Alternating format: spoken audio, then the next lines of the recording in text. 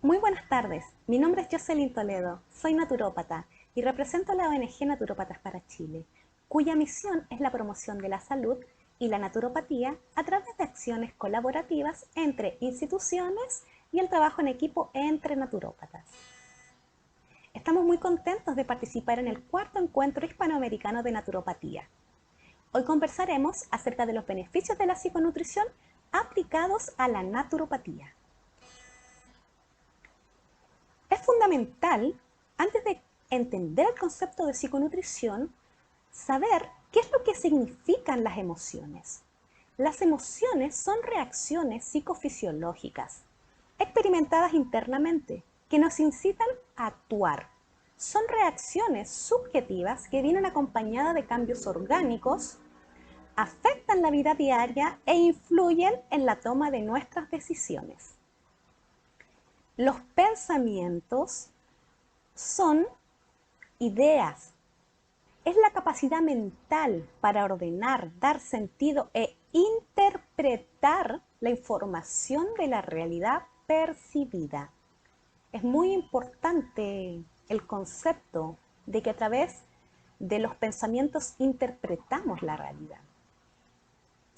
Ahora, una creencia es pensamientos que asumimos como verdaderos, es decir, pensamos una y otra vez en ellos. Hay que entender que la emoción sería una demostración física de un pensamiento. Entonces pensamos y luego sentimos. Esa es la emoción. Lo que sentimos es la reacción inmediata luego de un pensamiento. Y un sentimiento o un estado del ánimo es el producto de sentir una emoción y pensar continuamente en ella. Ahora es importante entender que una creencia no es una realidad, sino que es una hipótesis sobre algo o alguien. Entonces la psiconutrición estudia la relación existente entre las emociones, los pensamientos y las creencias, asociados a vivencias de estrés que tienen relación con el peso, la autoimagen, que ahí está totalmente relacionado con el autoestima, con la alimentación, la actividad física y también los problemas asociados a la conducta alimentaria y la salud nutricional en general. Los pensamientos y las emociones están completamente ligadas. El pensamiento es muy rápido, por eso muchas veces no nos damos cuenta de cuál es el pensamiento anterior a la emoción. A veces sentimos ciertas sensaciones, pero no logramos darnos cuenta de cuál es la idea, el pensamiento, la creencia anterior a ello. Entonces generalmente, bueno, pienso, siento, obviamente voy a actuar y voy a tener ciertos resultados. El cerebro triuno, una teoría evolutiva propuesta en los años 50, la cual hace referencia a especializaciones del cerebro. Si bien todo actúa en conjunto, vamos a tener ciertas diferencias. Primero tenemos el cerebro reptiliano, que su principal función es la supervivencia. Se comienza a desarrollar desde el embrión y junto al tronco cerebral, el hipotálamo y los ganglios basales y el cerebelo mantienen la homeostasis, controlan las funciones como respirar, comer, dormir, despertar, orinar, etc. También vamos a tener el cerebro límbico, que es nuestro cerebro emocional. El sistema límbico se conforma por el hipotálamo, hipocampo y la amígdala, y es el encargado de la gestión emocional. Tiene un importante rol en la memoria y en la conducta, y responde a los estímulos, es decir, nosotros tenemos respuestas emocionales, miedo, alegría, enojo, tristeza, etc. También existe el neocórtex, que es el cerebro racional, la parte más avanzada del cerebro, que tiene que ver con el razonamiento y habilidades como el lenguaje. es lo que nos diferencia del resto de los seres vivos. Nos da la capacidad de pensar, de hablar, de comunicarnos, entre muchas otras funciones. Entonces vamos entendiendo que existe un cerebro que se asocia a lo emocional, el cerebro límbico. Y antes de generar un comportamiento para ver si es apetitivo o aversivo, sobre todo en relación a la alimentación, el comportamiento, esta conducta, pasa por el sistema límbico y es evaluado por la emoción. Los comportamientos alimentarios son evaluados por el sistema límbico.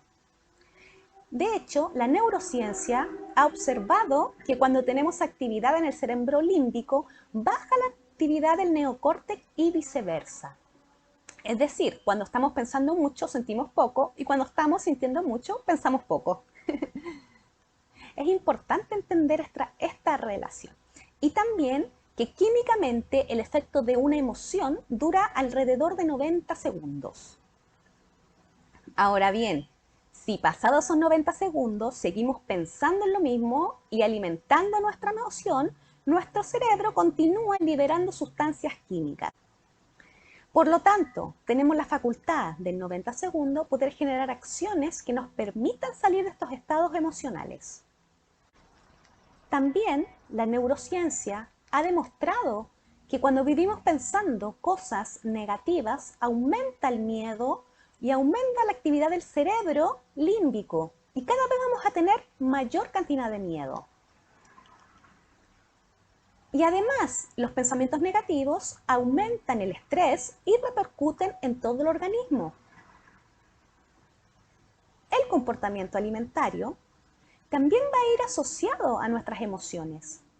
Podríamos definirlo como el conjunto de conductas relacionadas con el consumo de los alimentos y tiene en cuenta aspectos como la cantidad, el tipo de alimento, dónde comemos, con quién vamos a compartir la comida y cómo se prepara. A nivel biológico, el ser humano cuenta con componentes reguladores de la ingesta denominados, los mecanismos de hambre y saciedad. Este sistema se encarga de incrementar la motivación por la ingesta para asegurarse la búsqueda de alimento, ya que el cuerpo necesita asegurar la energía para su funcionamiento eficaz. Las preferencias alimentarias son responsables en gran medida del comportamiento alimentario. Y las bases de la conducta alimentaria se van a sentar en la infancia. Por ello, las conductas que se han realizado un tiempo suficiente se convierten en hábitos y tienen una probabilidad enorme de mantenerse durante toda la vida. Y aquí es importante observar cómo fue mi relación con la comida, la relación de la comida que mantenía mi madre, mi padre y mi familia en general. ¿Qué hablaban de la comida? Había, por ejemplo, se usa mucho esta moda de la dieta. No sé, vas a una fiesta, llega el verano, un matrimonio, y es como estas dietas para bajar de peso instantáneas y milagrosas. Entonces también hay que entender que de repente hay de ese tipo de mentalidad de dieta, siendo que la dieta en verdad se refiere a mi alimentación diaria. La dieta en sí debería ser pautas de alimento saludable, pero se malentiende el concepto. Uno de los aspectos importantes en el desarrollo de las preferencias alimentarias es la imitación de las conductas de los padres, de los más cercanos. También la cultura, todo ello es relevante para aprender, cómo nos vamos gestionando y alimentando. Si también fui alimentado por mi madre, tuve el proceso de amamantamiento o no, todo ello va generando conductas para que luego cuando somos adultos, las mantenemos. Hay un tema muy importante también, que es el neuromarketing. Si bien nosotros tenemos ciertas conductas, también hay conductas adquiridas a través, de lo que tiene que ver con la publicidad. De hecho, comenzaron a hacerse estudios para describir, la publicidad alimentaria a comienzos de los años 50. Y se dieron cuenta que la la publicidad debía ser dirigido hacia las mujeres, que eran las encargadas de tomar las decisiones de la alimentación de la familia. Entonces, en un inicio, cuando sucede todo el proceso de la industrialización, ¿cierto? La guerra que hace que las mujeres tengan que empezar a trabajar y ya no tienen el rol tan pasivo en la casa, por lo tanto, la alimentación se empieza a relegar a todo lo que tiene que ver con la industria alimentaria, la cual empieza a generar productos que sean rápidos, ¿cierto? De hecho, es donde empiezan a hacer todo lo que tiene que ver con la comida rápida, también productos, ¿cierto?, asociados a una alimentación, también la creación del microondas, que empezó a permitir que se pudieran consumir productos congelados y una mayor rapidez en su consumo. Y eso en general. Entonces se comienza, ¿cierto?, a hacer publicidad asociado a las mujeres.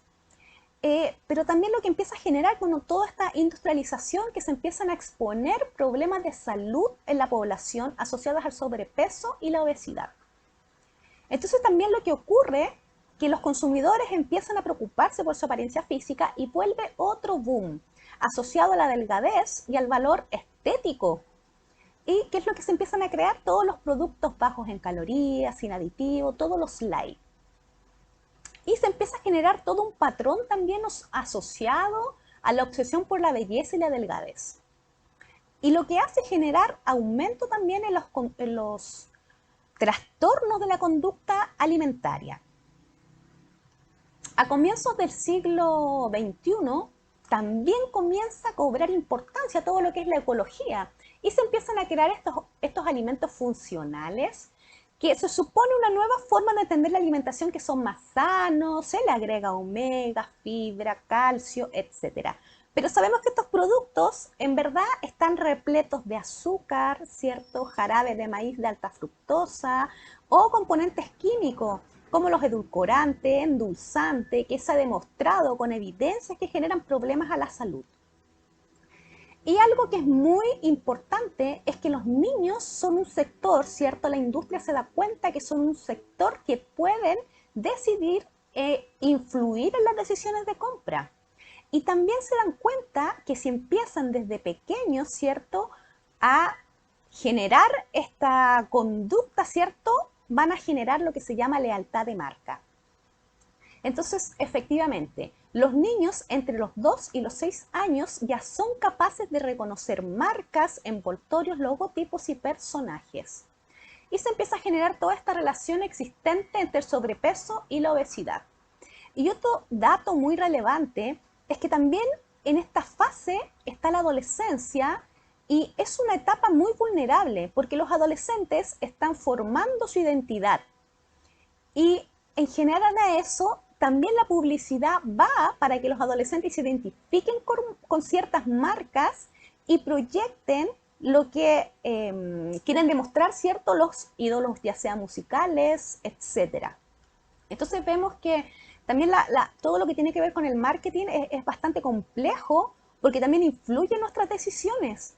De hecho, los restaurantes que generalmente utilizan estos manteles rojos es para generar que tú consumas más productos. Por eso también hay ciertas marcas donde sus logotipos, ¿cierto?, son de esos colores. Y algo paradójico es que los medios de comunicación te imponen esta figura delgada, estigmatizan la obesidad, pero por otra parte envían mensajes de alimentos atractivos, calóricos, que realmente no tienen ningún aporte nutricional. Entonces, ¿qué es lo que se empieza a generar? Una distorsión entre lo que es la imagen corporal y lo que yo empiezo a entender como sabroso, alimenticio y nutricional. Si bien la OMS ha recomendado reducir los mensajes asociados, ¿cierto?, a la publicidad, determinando e incitando a los países a generar políticas internas que ayudan a disminuir el sedentarismo, el sobrepeso y la obesidad infantil. Aún así, se ha demostrado, ¿cierto?, que a pesar de implementar medidas como los sellos o publicidad que impide cierto promocionar estos productos en menores de 14 años, aún así se ha demostrado que a pesar de la regulación, los niños siguen expuestos a contenidos publicitarios de alimentos no saludables y que muchas empresas también se saltan las restricciones a las que se han comprometido. Por ello, de hecho, existen algunas plataformas dedicadas, ¿cierto?, a promover y a concientizar la relación existente entre la publicidad y la obesidad infantil. Tenemos, ¿cierto?, a defiendeme.org, que se los recomiendo mucho, porque da mensajes, ¿cierto?, y propone sistemas de regulación que garanticen la seguridad de la población infantil a la exposición de estos alimentos y bebidas que no son saludables. Además sabemos que existe una epidemia, ¿cierto?, de la salud pública de la obesidad. Desde el año 75 se ha triplicado en el mundo lo que es la obesidad. Entonces tenemos que también todo esto se asocia a obesidad y a trastornos de la conducta alimentaria.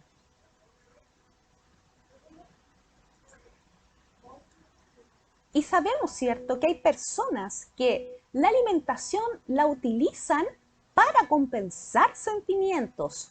Entonces empieza a manifestar, ¿cierto?, estos tipos de trastornos y se generan distorsiones entre la imagen corporal y también entre la relación entre el hambre emocional y el hambre real. Los trastornos de la conducta alimentaria aparecen más bien en la adolescencia, ¿cierto? No quiere decir que no se vayan a dar después, pero también están muchas veces asociados a otro tipo de trastornos como depresión, ansiedad, adicciones incluso, que las vamos a comentar un poquito más adelante.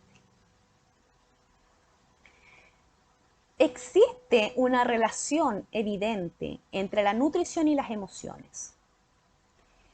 Y esto está comprobado, de hecho, que existe, ¿cierto? Y hay muchas personas que, como decíamos, no comen en función de la necesidad de nutrirse, sino de la necesidad de sentir estímulos placenteros. Y aquí vamos a tener el estímulo considerado como recompensa.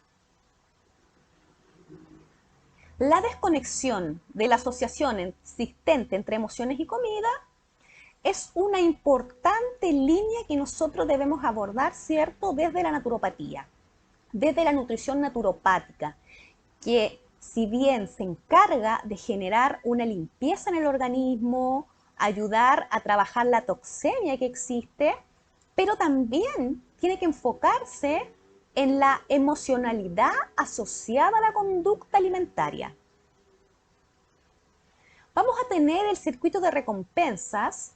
¿Por qué? Porque actuamos para satisfacer necesidades. Y cuando lo hacemos vamos registrando emociones positivas, lo que va a generar que queramos buscar situaciones futuras. Y aquí tenemos a lo que es la dopamina. Cuando se activa el circuito de recompensa, se activa la dopamina, que va a generar, ¿cierto?, conductas de repetición. La dopamina es un neurotransmisor sintetizado a partir del aminoácido tirosina y controla los sistemas encargados de activar los centros de placer y los centros responsables, ¿cierto?, de la actividad motora. Es lo que se encarga de esa tensión que uno siente antes de obtener la recompensa. También vamos a tener asociado, ¿cierto?, el neurotransmisor que se genera, ¿cierto?, a partir del aminoácido del triptófano, que es la serotonina, que es conocida, ¿cierto?, como la hormona de la felicidad. También tiene una implicancia en las emociones y en el control, ¿cierto?, del estado de ánimo. Es precursor también de la melatonina, lo cual nos va a ir regulando todo el ciclo circadiano de sueño y vigilia. Ahora, cuando yo tenga conductas de aproximación, se va a basar en el refuerzo positivo, que obtengo algo que es satisfactorio, porque actuamos para satisfacer estas necesidades y vamos generando, ¿cierto?, una sensación de placer, que va a generar conductas de repetición. ¿Pero por qué? Porque más que el placer es el recuerdo del placer, el recuerdo de haber, ¿cierto?, comido un chocolate en algún momento que me hizo sentir muy bien. Entonces vamos a asociar conductas a este circuito. La neurociencia ha generado estudios que ponen de relieve la existencia de anomalías cerebrales y factores de vulnerabilidad neuronal relacionados con la obesidad y los trastornos alimentarios, como los atracones o la anorexia nerviosa. Entonces, ¿qué es lo que ha pasado? Que se ha descrito que la corteza prefrontal y hay alteraciones dopaminérgicas en sujetos que padecen obesidad y una mayor activación de las áreas cerebrales de recompensa en respuesta a la comida, ¿cierto?, apetecible. Y esto va a empezar a generar, ¿cierto?, se distorsiona este circuito de recompensa y desencadena el deseo de comer y generar esta ingesta muchas veces desproporcionada de ciertos alimentos, que habitualmente, ¿cierto?, son de alto índice de grasas o azúcar. Entonces, es importante, ¿cierto?, que no se utilice la alimentación como recompensa. Eso es muy importante en los niños y uno como adulto. Entonces ahí cuando uno empieza a entender de que, claro, si cuando eras niño te consolaban y te decían, no, no llore más, ¿cierto? Aquí tiene un dulce, todo eso va generando que entonces nosotros tengamos asociada que a la conducta de tristeza, cuando como un dulce, ¿cierto? Me voy a sentir mejor.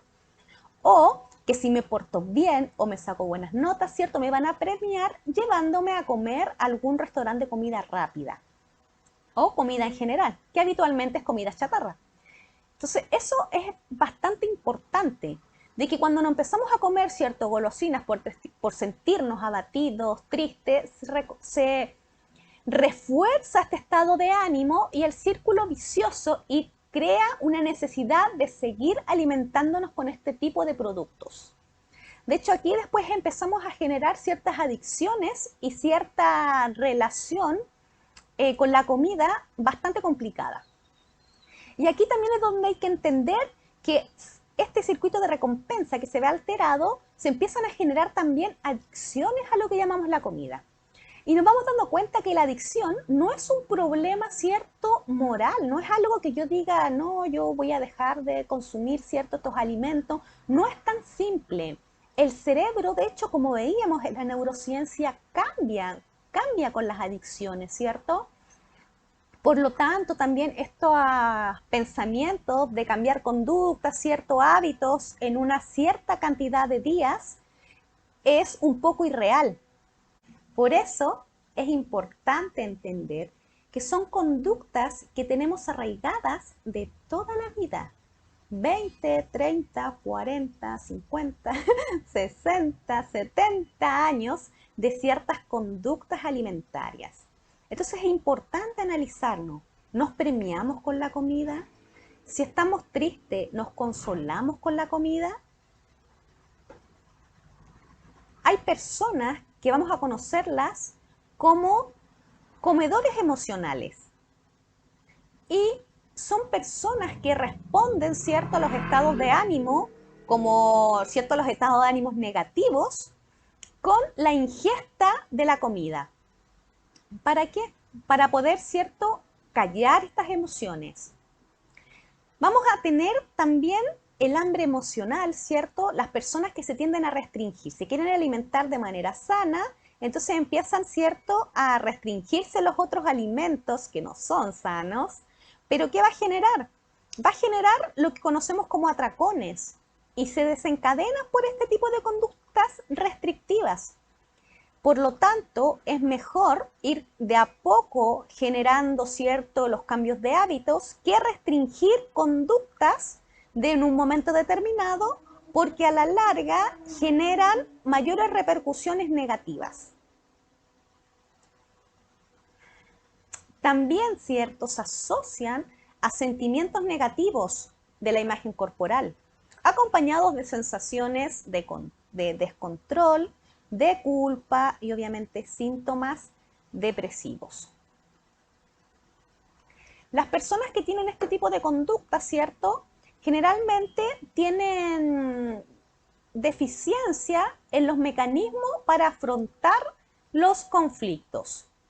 También hay una carencia, ¿cierto?, de conciencia introspectiva. ya que necesitamos distinguir, ¿cierto?, las emociones y no solo sentir la sensación de, ¿cierto?, de ansiedad, por ejemplo.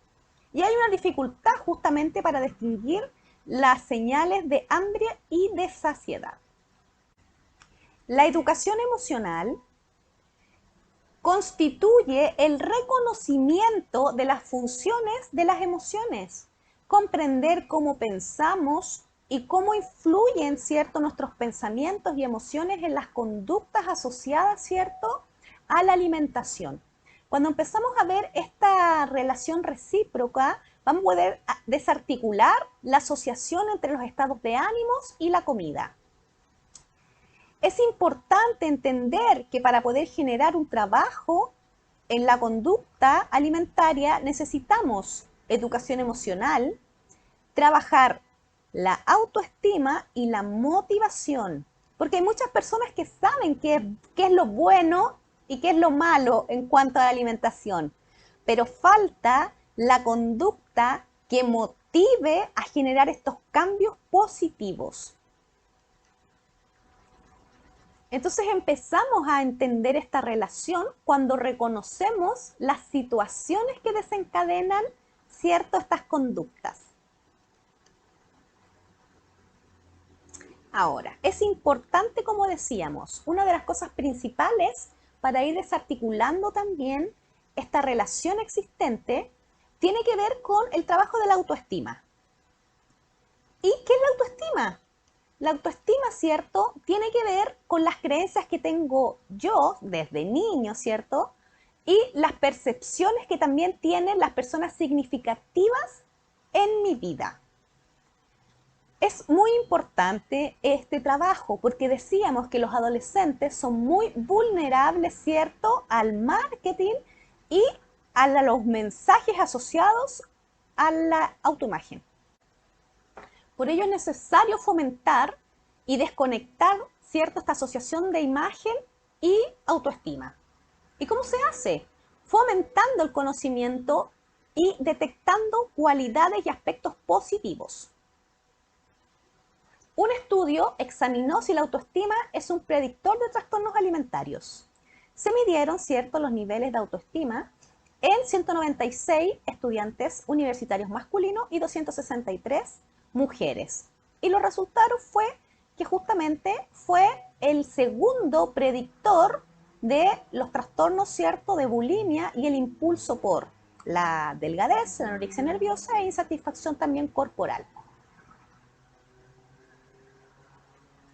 Y uno de estos objetivos centrales, ¿cierto?, es ir desarticulando esta asociación que habíamos comentado. ¿Y cómo? Generando conductas y actitudes para la que persona pueda amarse y valorarse. Es decir, conocerse, aceptarse y saberse digno de estima y amor.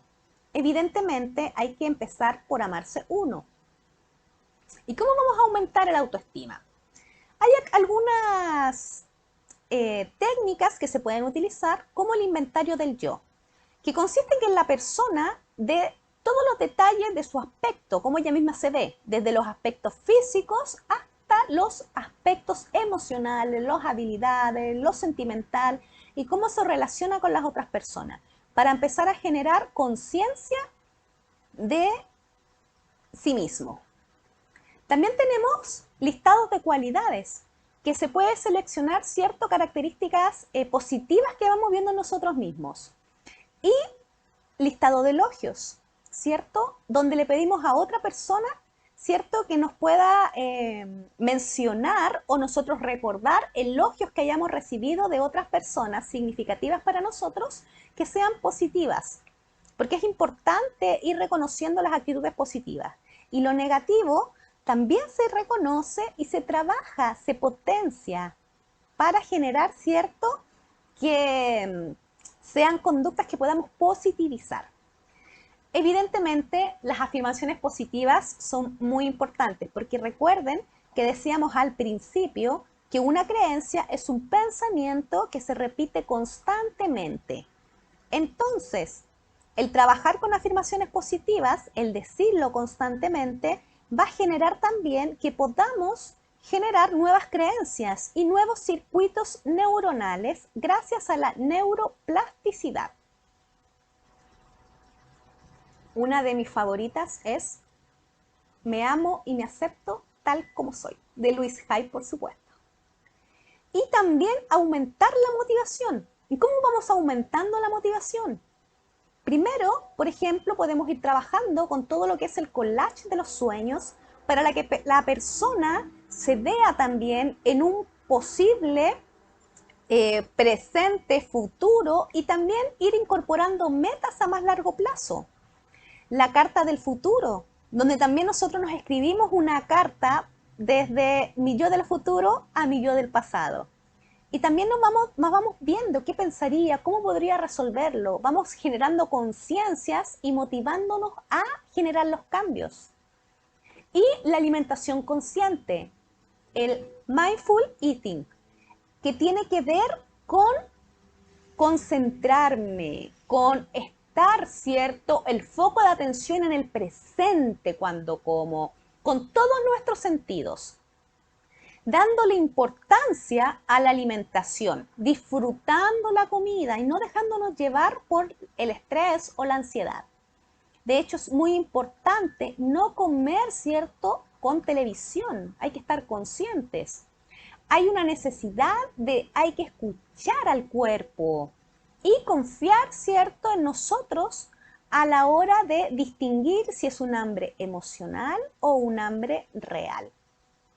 Se ha demostrado, ¿cierto?, un estudio de alimentación consciente y se obtuvieron evidencias de que una intervención basada en la atención plena, centrada en la alimentación, este estudio fue de 6 semanas, donde se enseñaban técnicas de alimentación consciente y efectivamente provocó cambios significativos en el peso, la conducta alimentaria y el malestar psicológico en personas que sufren de obesidad. ¿Y cómo vamos utilizando esta alimentación consciente? Primero, teniendo conciencia de las señales del cuerpo para ir diferenciándolas de las emociones, ir reconociendo los procesos del hambre. ¿Es un hambre de dónde viene? Viene porque vi en la televisión, ¿cierto?, un producto que me hizo que me generara el hambre, o porque, ¿cierto?, es un hambre con el olfato, ¿cierto?, que sentí un aroma y, ¿cierto?, empieza a generar conductas alimentarias. Eso es lo importante, vamos reconociendo de dónde viene el hambre. O es un pensamiento que se me generó y recordé un producto y me empieza a generar hambre. Es importante también reconocer el sentimiento de satisfacción después de comer, sobre todo cuando vamos comiendo alimentos que nos nutren. Aprender también a satisfacer todas nuestras necesidades de descanso, de tranquilidad, desconexión, porque eso también es nutrición. Y aprender a nutrir el cuerpo, incorporando nutrientes, pero sin, ¿cierto? O sea, disfrutando igual, ¿cierto? Y sintiendo placer por la alimentación. Porque también la alimentación sana puede ser deliciosa. Entonces es importante que nosotros podamos entregar también herramientas de cambio de hábitos, incluso recetas para que las personas puedan generar estas conductas y cambios. Y preguntarnos, cuando vamos a comer, hacer una pausa, respirar y preguntarnos, ¿tengo hambre? ¿Dónde noto el hambre? ¿Hay algo que esté confundiendo con hambre, como la ansiedad? Y observarnos, ¿cierto? Sin hacer juicios, simplemente ir entendiendo y llevar la atención a nuestro estómago, observar los pensamientos, las emociones, reconocer cómo me relacionaba con la comida, qué me decían mis padres de la comida, qué me decían de la autoimagen, cómo, ¿cierto? Yo cuando estoy enojada, a lo mejor me empieza a generar, claro, tengo enojo y quiero morder. Entonces todo eso hay que irlo asociando, eso es súper importante. Además, el enojo es una emoción que genera mucha energía, ¿cierto? Genera que se produzca cortisol en el cuerpo, adrenalina, por lo tanto hay un desgaste del organismo y va a generar que nos dé hambre para compensar esta energía que estamos perdiendo. Bueno, esa es la información que quería entregarles. Acá les dejo un poco la bibliografía. También tenemos unos links, ¿cierto? Que yo les comenté, defiendeme.org, muy aconsejable para que lo vean, sobre todo los padres, asociado a la publicidad, al neuromarketing. Y algunos otros estudios que ya se han desarrollado, ¿cierto? En base a la relación existente entre las emociones y la nutrición. Bueno, ante cualquier consulta, ¿cierto?, que tengan o que quieran, ¿cierto?, seguir aprendiendo de estos temas tan entretenidos, pueden contactarnos a través de nuestra página www.naturopathasparaChile.cl y nuestro email contacto@naturopathasparaChile.cl. También puedes encontrarnos en Facebook, Instagram y YouTube, ¿cierto?, con nuestro nombre Naturópatas para Chile. Te invitamos a suscribirte. Tenemos muchos videos, los cuales puedes ver, son de educación en medicina natural y de varios colegas naturópatas. Y agradecemos enormemente la organización y la oportunidad, ¿cierto?, del cuarto encuentro hispanoamericano de naturopatía, porque necesitamos naturopatía hoy más que nunca. Me despido cordialmente, esperando que hayan disfrutado estas increíbles ponencias de estos días. Muchas gracias. Adiós.